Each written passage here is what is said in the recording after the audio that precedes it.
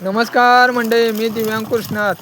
आता हे 3 1 2 3 4 पोरी काय बरं. आता काय काय करायला आला साहेब? फिरून छान फिरायला गेलता तसा.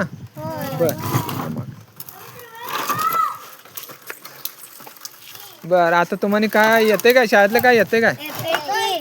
काय येत नाही शाळेत तुम्हाला? काय नाही. हा